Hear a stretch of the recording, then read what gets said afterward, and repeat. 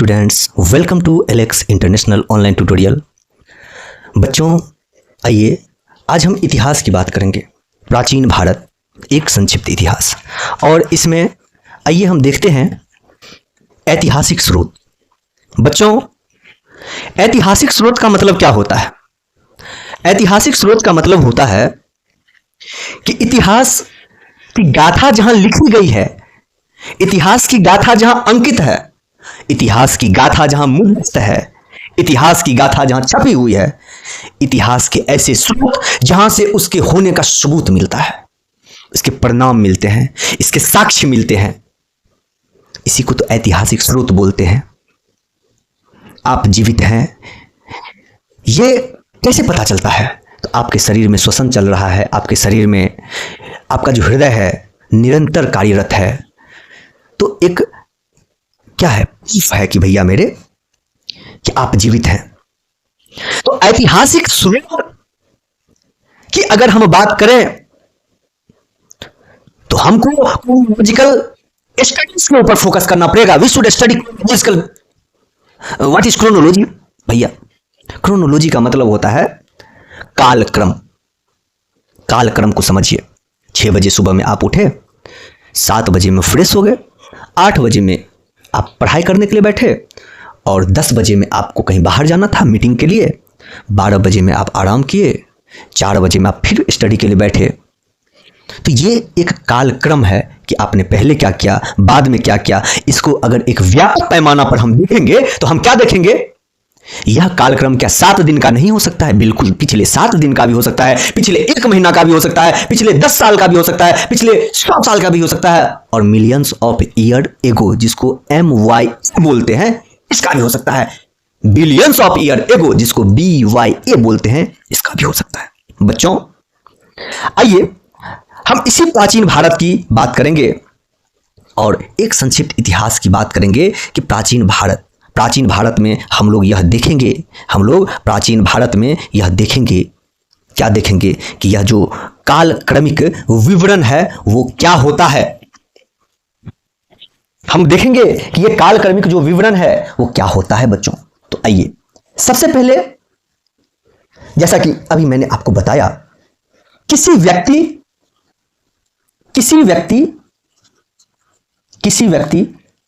समाज, देश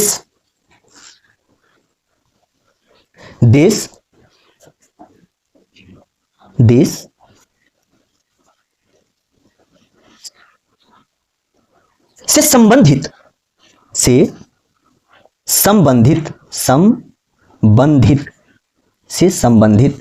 ध्यान से समझिए बच्चों, किसी समाज,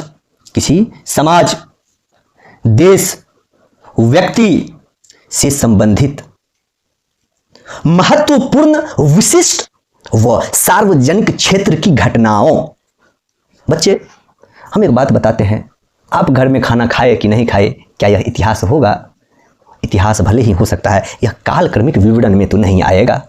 क्यों नहीं आएगा बच्चे? यह कालक्रमिक विवरण में इसलिए नहीं आएगा क्योंकि यह क्या है, महत्वपूर्ण नहीं है। यह व्यक्ति विशेष है, यह व्यक्ति के लिए महत्वपूर्ण है, लेकिन क्या यह समाज के लिए महत्वपूर्ण है? इस बात को आपको समझना होगा। देश से संबंधित महत्वपूर्ण व विशिष्ट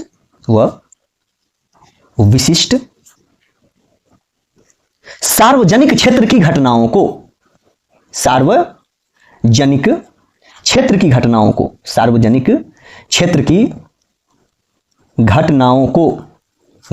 को ध्यान से समझिए।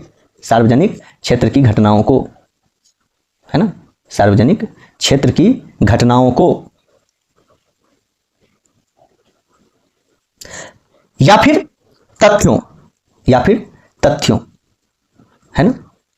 इसका जो विवरण है, इसका जो डिस्क्रिप्शन है, इसका जो विस्तार, एक बोलते हैं ना कि एक चार्ट है, इसका जो विवरण है, इसका जो क्या है बच्चे, इसका जो विवरण है, हाँ, इसी को क्या कहेंगे? Chronological description. इसी को क्या बोलेंगे बच्चे? इसी को हम बोलते हैं क्रोनोलॉजिकल डिस्क्रिप्शन। इसी को क्या बोलेंगे? तो इसी को बोलेंगे क्रोनोलॉजिकल डिस्क्रिप्शन। इसी को क्या बोलेंगे? कालक्रमिक, कालक्रमिक, कालक्रमिक क्या? तो विवरण, कालक्रमिक विवरण। या फिर इसी को क्या बोलेंगे? इसी को बोलेंगे क्रोनोलॉजिकल डिस्क्रिप्शन, डिस्क्रिप्शन। बात समझिए, बात समझिए, ध्यान से समझना है, ध्यान से समझना है। अभी आपने क्या समझा? तो अभी आपने देखा कि ये क्रोनोलॉजिकल डिस्क्रिप्शन क्या होता है। ये क्रोनोलॉजिकल डिस्क्रिप्शन क्या होता है? तो जिसमें आपने पढ़ा, जिसमें आपने देखा कि किसी व्यक्ति, किसी विशेष व्यक्ति, किसी सामान्य व्यक्ति, किसी भी व्यक्ति, किसी भी समाज, किसी भी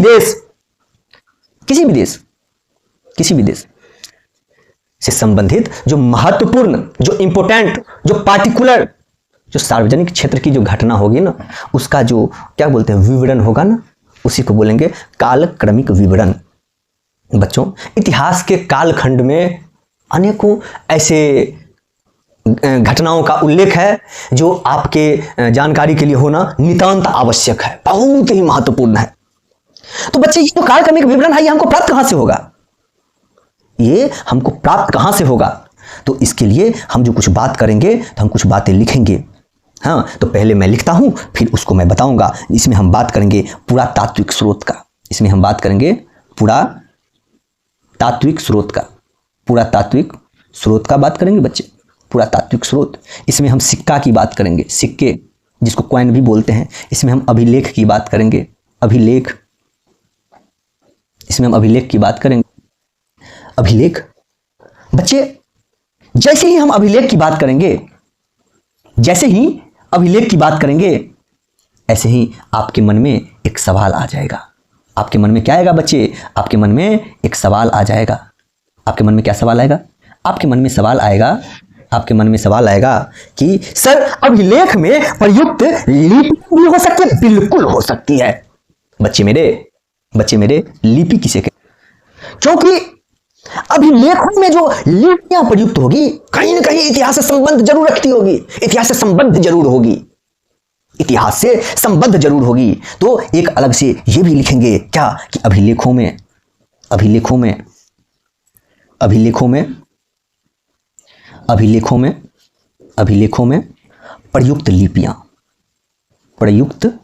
लिपियां, अभिलेखों में प्रयुक्त लिपियां। बात समझ में आ रही है? बहुत ही इंपॉर्टेंट है ये बच्चे। यहाँ पे तो मैं बोल रहा हूँ कि इसको स्टार बना देना ही उचित होगा, है ना। हालांकि सिक्का भी बहुत इंपॉर्टेंट है, लेकिन फिर भी ये कुछ ज़्यादा ही इंपॉर्टेंट है ना। इससे काफ़ी सारे प्रश्न बनते हैं, है ना। हालांकि सिक्का से तो आते ही हैं, तो ये बात है। तो आइए फिर से देखते हैं। तो अब जब हम बात करेंगे, अब जैसे ही हम बात करेंगे कि ये अभिलेखों में प्रयुक्त लिपियां की, जो सबसे महत्वपूर्ण लिपि है ब्राह्मी लिपि। तो सबसे पहले हम क्या बात करेंगे बच्चे? इसमें हम बात करेंगे ब्राह्मी लिपि का, ब्राह्मी लिपि। सबसे पहले हम बात करेंगे ब्राह्मी लिपि का। खरोष्ठी लिपि, इसके बाद बात करेंगे खरोष्ठी लिपि का, खरोष्ठी लिपि बच्चे। इसके बाद बात करेंगे खरोष्ठी लिपि का, और जो उसके बाद है हम बात करेंगे यूनानी एवं आरमैक लिपि। आरमाइक भी लोग बोलते हैं, आरमैक लिपि और आरमैक लिपि। बात को समझिए। सबसे पहले मैंने क्या बोला? सबसे पहले ब्राह्मी लिपि। समझ रहे हैं कि नहीं समझ रहे हैं? सबसे पहले ब्राह्मी लिपि है कि नहीं?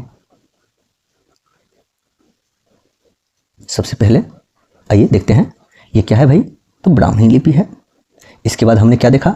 खरोष्ठी लिपि देखा। इसके बाद हमने क्या देखा? तो खरोष्ठी लिपि देखा, खरोष्ठी। और उसके बाद क्या देखा? तो यूनानी एवं आरमाइक। बात समझ रहे हैं? इसके बाद क्या देखा भैया? तो यूनानी एवं आरमाइक। आइए अब हम इससे आगे की पटकथा पे चलते हैं और देखते हैं कि इसके आगे क्या है। ठीक है, समझ रहे हैं?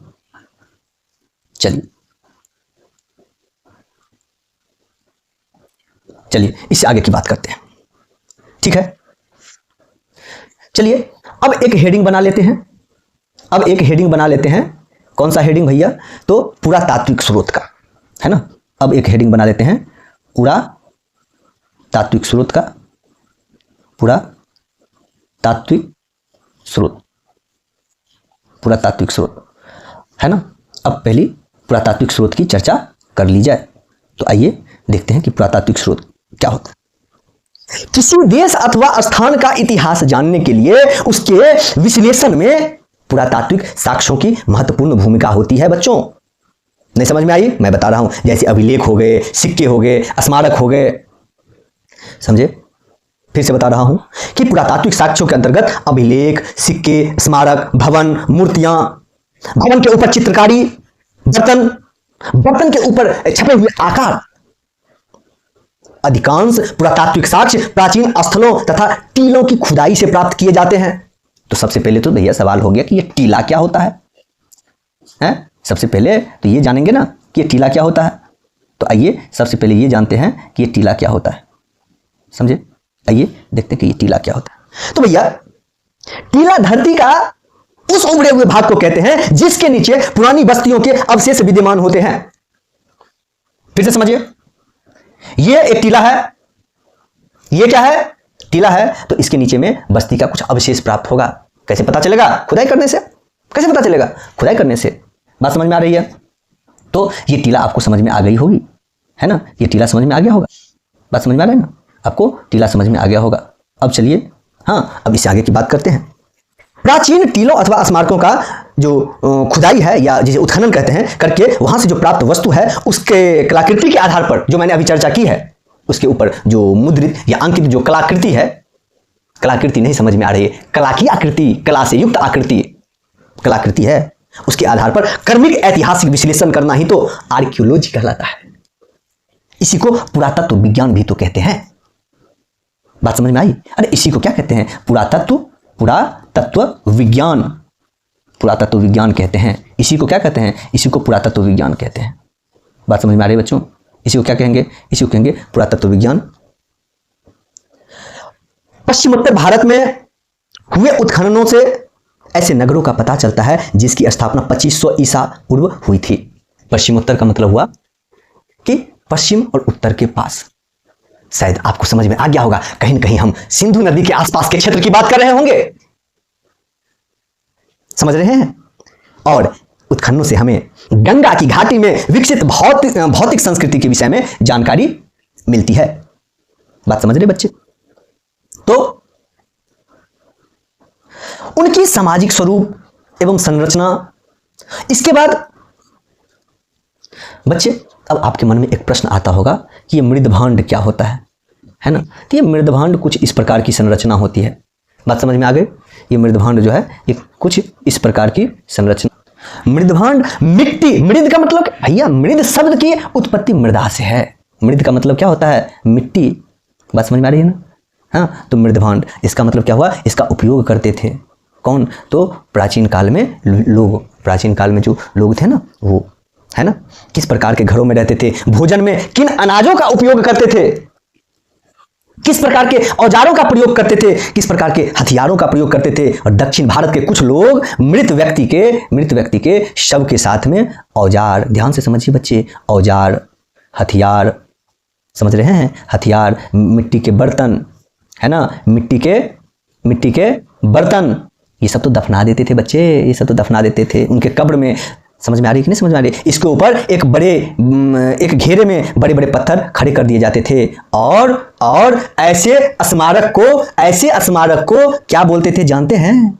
ऐसे स्मारक को क्या बोलते थे? ऐसे स्मारक को महापाषाण बोला जाता है। महापाषाण कहते हैं, महापाषाण, वेरी इंपॉर्टेंट। या फिर इसी को मेगालिथ भी बोलते हैं, इसी को मेगालिथ बोलते हैं, इसी को महापाषाण, या फिर इसी को क्या बोलते हैं बच्चे?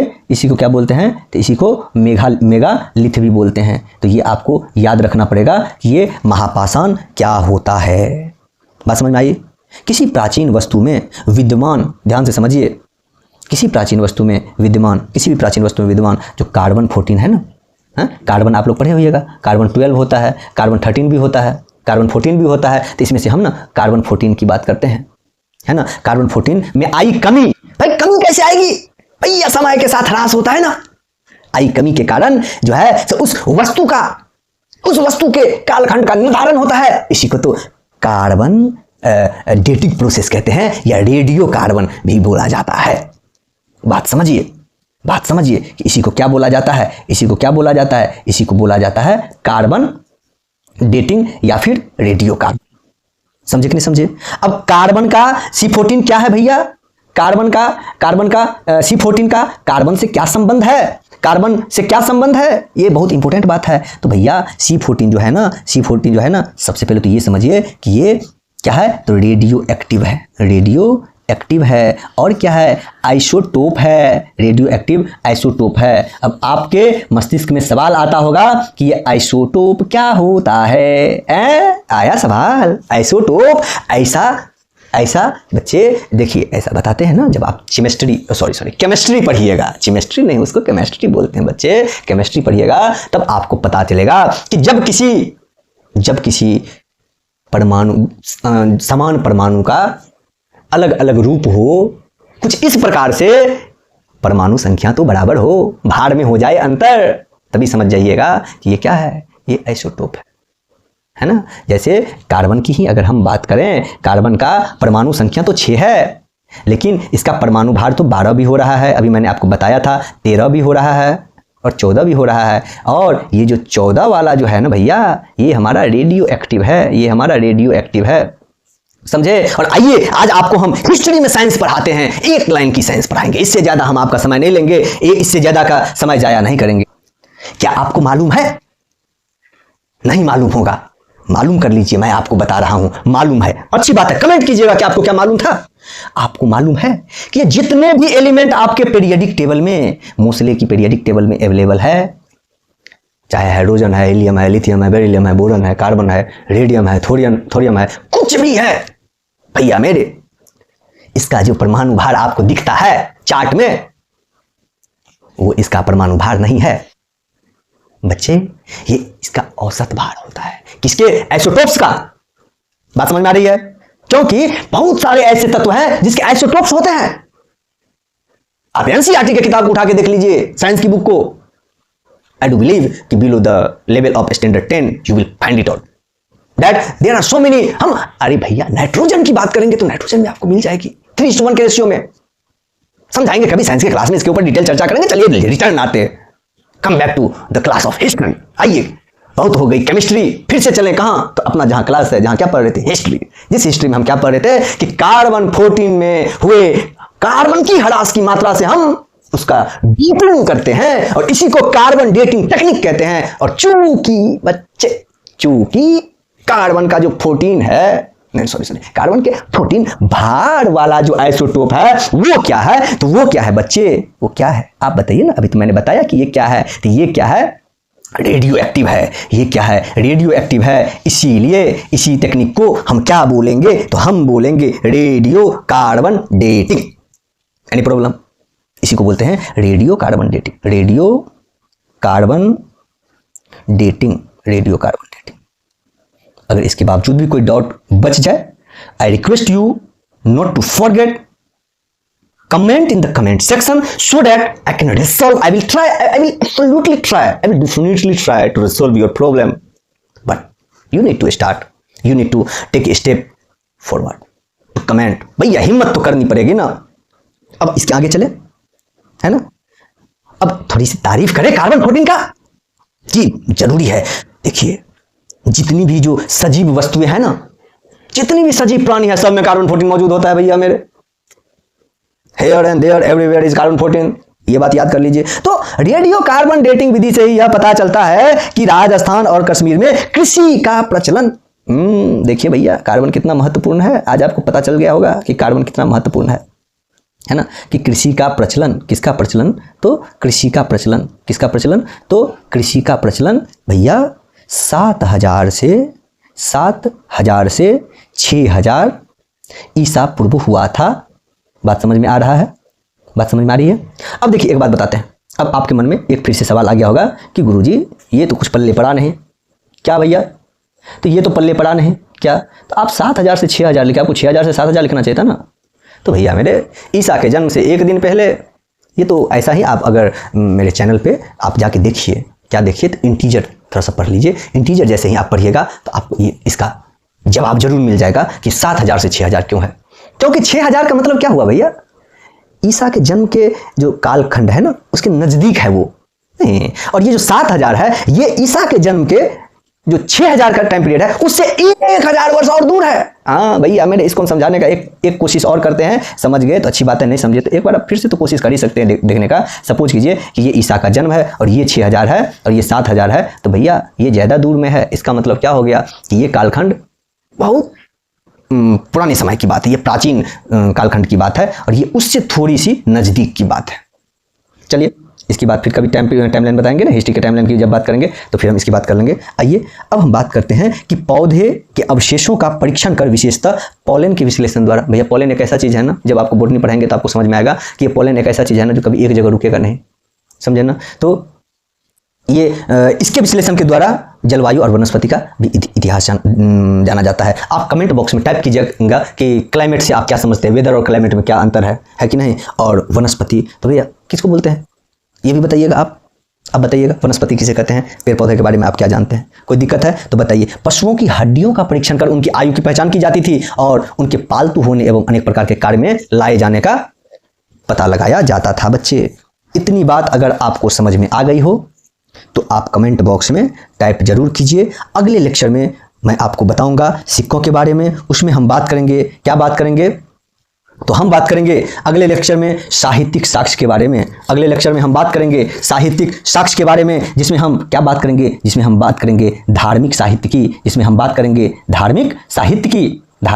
की, जिसमें हम बात करेंगे लौकिक साहित्य की, जिसमें हम बात करेंगे लौकिक साहित्य की, जिसमें हम बात करेंगे ऐतिहासिक ग्रंथ की, जिसमें हम बात करेंगे ऐतिहासिक ग्रंथ की, जिसमें हम बात करेंगे ब्राह्मण साहित्य की, जिसमें हम क्या बात करेंगे, ब्राह्मण साहित्य की, जिसमें हम बात करेंगे ब्राह्मणेतर साहित्य की, जिसमें हम बात करेंगे जीवनी ग्रंथ की, जिसमें हम क्या बात करेंगे, जीवनी ग्रंथ की, जिसमें हम क्या बात करेंगे बच्चों, जीवनी ग्रंथ की, जीवनी ग्रंथ की, जिसमें हम बात करेंगे गल्प साहित्य ग्रंथ की। पुरातात्विक साक्ष्य में हम देखेंगे अभिलेख, हम देखेंगे मुद्राएं, हम क्या देखेंगे बच्चे, हम देखेंगे मुद्राएं, हम देखेंगे मूर्तियां, हम क्या देखेंगे मूर्तियां, हम क्या देखेंगे चित्रकला, हम क्या देखेंगे चित्रकला। बात समझ में आ रही है। हम क्या देखेंगे, हम देखेंगे बौद्ध ग्रंथ, हम क्या देखेंगे बौद्ध ग्रंथ, हम क्या देखेंगे जैन ग्रंथ, हम क्या देखेंगे जैन ग्रंथ देखेंगे। इतनी बात समझ में आ रही है। हम देखेंगे वेद, हम क्या देखेंगे वेद, हम देखेंगे उपनिषद, हम क्या देखेंगे उपनिषद। का नाम उपनिषद क्यों पड़ा, उपनिषद का नाम उपनिषद इसीलिए पड़ा क्योंकि इसका अर्थ होता है गुरु के समीप बैठ करके ज्ञान अर्जन करना। हम आरण्यक देखेंगे, हम क्या देखेंगे आरण्यक देखेंगे। हम पुराण की बात करेंगे, हम क्या बात करेंगे